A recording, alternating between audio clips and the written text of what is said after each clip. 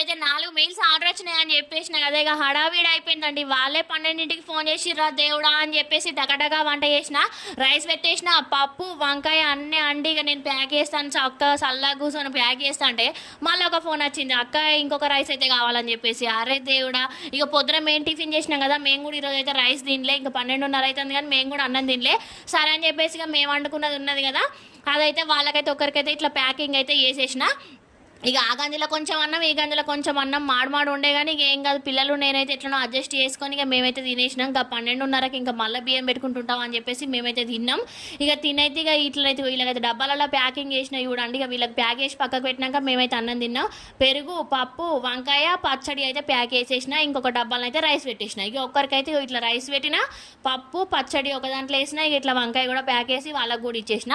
మీరైతే వీడియోకి అయితే ఒక చిన్న లైక్ చేయండి. ఇంత కష్టపడుకుంటా వంటలు చేసుకుంటా వీడియోలు పెడతాను కదా, ఒక లైక్